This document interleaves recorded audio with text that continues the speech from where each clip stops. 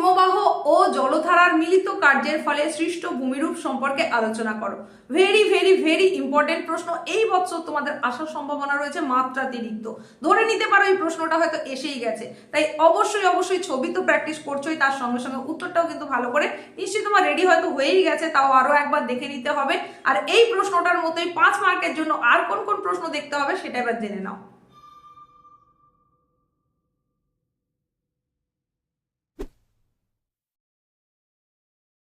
এরপরে যেটার কথা বলবো সেটা হচ্ছে বায়ুর সঞ্চয় কার্যের ফলে সৃষ্ট ভূমিরূপের চিত্র সহ বিবরণ দাও। মোস্ট মোস্ট মোস্ট ইম্পর্টেন্ট প্রশ্ন, এটাও তোমাকে দেখে নিতে হবে, সঙ্গে ছবিগুলো অতি অবশ্যই ভালো করে দেখতে হবে।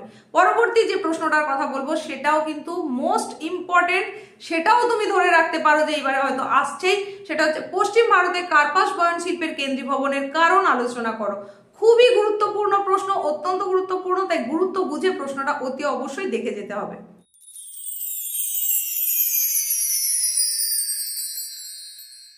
নেক্সট যে প্রশ্নটার জন্য তোমাদের বলবো সেটা হচ্ছে উষ্ণতার তারতম্যের ভিত্তিতে বায়ুমণ্ডলের স্তর বিন্যাস আলোচনা করো।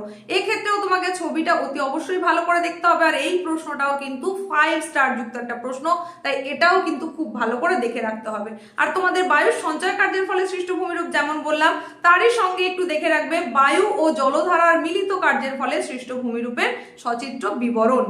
নেক্সট প্রশ্ন হিসেবে যেটা তোমাকে দেখতে হবে সেটা হচ্ছে চিত্রসহ পরিচলন ও শৈলক্ষেপ বৃষ্টিপাত কিভাবে সংঘটিত হয় তা আলোচনা করো। দুটো একসঙ্গে আসবে না, যে কোনো একটা আসতে পারে।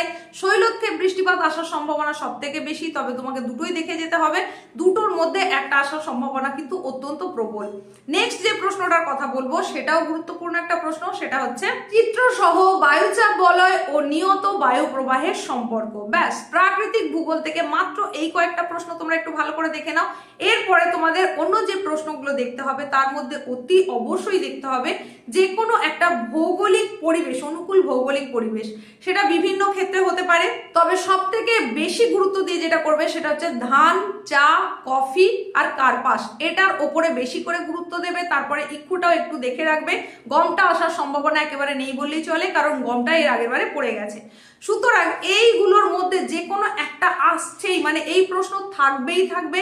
এই প্রশ্নটা তোমাকে অতি অবশ্যই তৈরি করতে হবে, আর কিছু করো আর নাই করো, কারণ এটা তোমার হাতের মুঠো, এই প্রশ্ন থাকবেই।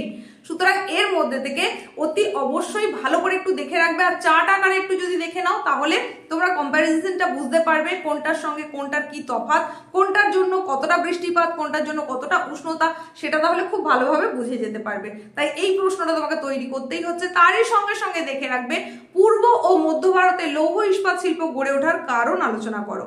আর যেটা দেখতে হবে সেটা হচ্ছে ভারতে অসম জনবন্টনের কারণ আলোচনা করো।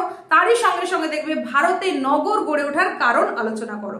ব্যাস, শুধুমাত্র এই প্রশ্নগুলো যদি তোমরা করে যেতে পারো, দেখে যেতে পারো, আশা করছি এখান থেকে তোমাদের যে যে প্রশ্নগুলোর উত্তর লিখতে হবে সেগুলো প্রত্যেকটাই তোমরা কমন পেয়ে যাবে। তোমাদের দেওয়া থাকবে মোট 8টা প্রশ্ন, করতে হবে 4টে।